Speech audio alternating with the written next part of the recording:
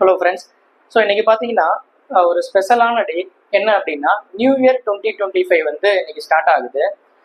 வருஷம் வருஷம் new year வந்துட்டு தான் இருக்கு. அதில் என்ன இது ஒரு ஸ்பெஷல் அப்படின்னா, இந்த நியூ இயர்ல பார்த்தீங்கன்னா இயர் 2025ன்றது பார்த்தீங்கன்னா ஒரு பர்ஃபெக்ட் ஸ்கொயர் நம்பர். எதை கண்டுபிடிச்சிருக்காம பாரு அப்படின்னு நினச்சிட்டு நீங்கள் திட்டுறது கேட்குது. ஸோ உண்மையாகவே தான் சொல்கிறேன். இந்த 2025 எப்படி வந்து ஒரு பர்ஃபெக்ட் ஸ்கொயர் நம்பராக இருக்கோ அதே மாதிரி தான் உங்கள் லைஃப் பார்த்தீங்கன்னா ஒரு பர்ஃபெக்டான லைஃப் அமையறதுக்கான ஒரு தொடக்கமாக தான் இந்த வருஷம் கண்டிப்பாக இருக்க போகுது.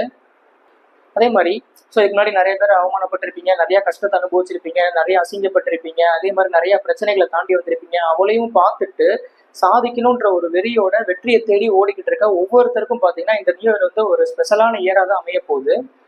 இதுக்கு முன்னாடி பார்த்தீங்கன்னா நீங்கள் நிறைய கஷ்டப்பட்டிருக்கலாம், அதே மாதிரி நிறைய பிரச்சனைகளை தாண்டி வந்திருக்கலாம். இந்த வருஷமும் நிறைய சவால்களை எதிர்கொள்றதுக்கான சந்தர்ப்பம் நிறைய உருவாகலாம். உங்களை சுற்றி உள்ள நிறைய பேர் உங்களை நிறைய விதமாக பேசலாம். அவங்களுக்குலாம் சொல்லிக்கிறது ஒன்னே ஒன்று தான், நீங்கள் எதுக்கும் பெருசாக ரியாக்ட் பண்ணிக்காதீங்க, கேர் பண்ணிக்காதீங்க. அப்படி இருந்தால் மட்டும்தான் நீங்கள் போக வேண்டிய இலக்கை உங்களால சீக்கிரமா அடைய முடியும். இதுக்கு ஒரு சின்ன எக்ஸாம்பிள் சொல்றேன். என்னன்னா, ஒரு 3 தவளை இருக்கு. அந்த 3 தவளை பார்த்தீங்கன்னா 300 அடி மலை உச்சியை தாண்டி போயாகணும். அப்ப அந்த அதை சுத்தி உள்ள கீழே உள்ள தவளைகள்லாம் சொல்லுதான், அந்த மலைக்கு போகாத, அங்க பாத்தீங்கன்னா விஷ பாம்பு, தேளு அதெல்லாம் இருக்கும். அதே மாதிரி நீ அந்த மலை உச்சில இருந்து நீ கீழே விழுந்தினாக்கா கண்டிப்பா நீ செத்து போயிடுவ, அப்படி இப்படின்னு நிறைய சொல்லிட்டு இருக்குமா. ஆனா இந்த 3 தவளை பாத்தீங்கன்னா அதை கண்டுக்காம மேல போய்கிட்டு இருந்திருக்கு. போகவும் பாத்தீங்கன்னா ஒரு 100 அடி உயரத்துல இருந்து ஒரு தவளை பாத்தீங்கன்னா கீழே விழுந்து செத்து போயிருது. அப்ப கீழே விழுந்துக்கலாம் சந்தோஷம், பாத்தியா எப்படி நம்ம சொல்றதை கேட்காம போச்சு, இப்ப பாத்தியா கீழே விழுந்து செத்து போயிருச்சு அப்படின்ட்டு சந்தோஷம்.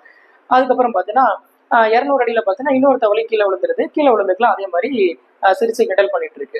இன்னொரு தவளை பாத்தீங்கன்னா அந்த 300 அடியை நோக்கி போய்கிட்டே இருக்கு. ஸோ 300 அடியை ரீச் பண்ணிருச்சு. அப்ப கீழே உள்ள தவளைங்களுக்குலாம் பார்த்தீங்கன்னா பெரிய ஆச்சரியம், எப்படி அது 300 அடியை ரீச் பண்ணியிருக்கும், நம்ம இவ்வளவு சொல்றோம், நம்ம அதெல்லாம் சொல்றதை காதுல வாங்காம அது பாட்டுக்கு போயிருச்சு அப்படின்ட்டு கீழே அதுக்கு பேசிக்கிட்டு இருக்கு. அப்ப பக்கத்துல உள்ள ஒரு தவளை சொல்லுதான், அதுக்கு உண்மையாவே காது கேட்காது அப்படின்ட்டு. ஸோ அப்ப நம்ம நிறைய இடத்துல பாத்தீங்கன்னா இந்த காது கேட்காத தவளையா இருந்தா மட்டும்தான் நம்ம போக வேண்டிய உச்சியை வந்து நம்ம சீக்கிரமா அடைய முடியும்.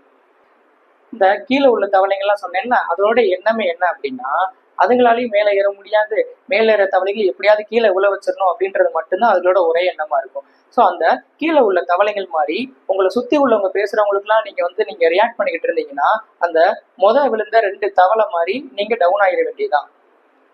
நீ என்னை பத்தி தப்பா பேசுறியா, பேசிக்கோ, பொறாம பட்டுக்கோ, நீ என்னாலும் பண்ணிக்கோ, நான் கேர் பண்ணிக்கவே மாட்டேன் அப்படின்னு சொல்லிட்டு உங்க இலக்கு என்னவோ நீங்க அதை நோக்கி நீங்க போய்கிட்டே இருந்தீங்கன்னா அந்த போன தவளை மாதிரி உங்களால சீக்கிரமா உங்களோட இலக்கை ஈஸியா அடைய முடியும்.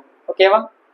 உங்களை பார்த்து பொறாமப்படுறவங்க வயிறறியவங்க மத்தியில நீங்க நல்ல ஒரு பொசிஷன் அடைஞ்சிட்டு நீ பொறாமப்படுறியா, உன்னை நான் இன்னும் வயிறறி வைப்பேன்னு சொல்லிட்டு ஆக்ஷன்ல தரமான செய்கை செஞ்சுட்டு போய்கிட்டே இருங்க. நிறைய பேருக்கு பாத்தீங்கன்னா போன வருஷம் எக்ஸாம் கிளியர் பண்ணாமல் போயிருப்பாங்க. அதே மாதிரி பார்த்தீங்கன்னா ஒரு சிலருக்கு கட் ஆஃப் பக்கத்தில் வந்து கிளியர் பண்ணாமல் போயிருக்கோம். அவங்களுக்குலாம் பார்த்தீங்கன்னா அடுத்து என்ன பண்ணுறேன்னே தெரியாமல் ஒரு பெரிய பயத்தில் வந்து இருந்திருப்பாங்க. ஸோ அவங்கெல்லாம் போன டைம் என்ன மிஸ்டேக் பண்ணியிருந்தீங்கன்றதை ஐடென்டிஃபை பண்ணி அதை ரெக்டிஃபை பண்ணுங்க. அதை ரெக்டிஃபை பண்ணிட்டு பெரிய ஒரு கம்பேக் கொடுங்க. அடுத்தடுத்து இந்த வருஷம் பார்த்தீங்கன்னா எக்ஸாம்ஸ் நிறையா இருக்குது, எஸ்எஸ்சி ரயில்வே பேங்கிங் எக்ஸாம் நிறையா இருக்குது. ஸோ நீங்கள் அதுக்கேற்ற மாதிரி நீங்கள் ரெடி ஆகிக்கோங்க. முயற்சியும் தன்னம்பிக்கையும் பயிற்சியும் முழு மூச்சா நீங்க வச்சுக்கிட்டீங்கன்னா கண்டிப்பா எந்த எக்ஸாம் இருந்தாலும் ஈஸியா கிளியர் பண்ணிடலாம். நீங்க வெற்றியை நோக்கி நீங்க போக வேணாம், வெற்றியை பார்த்தீங்கன்னா உங்களை தேடி ஓடி வரும். ஓகேவா? இந்த நியூ இயர் எல்லாருக்கும் நல்ல ஒரு சிறப்பான ஒரு நியூ இயர் அமையணும்னு சொல்லிட்டு நான் ப்ரே பண்ணிக்கிறேன். எல்லாருக்கும் ஹாப்பி நியூ இயர்.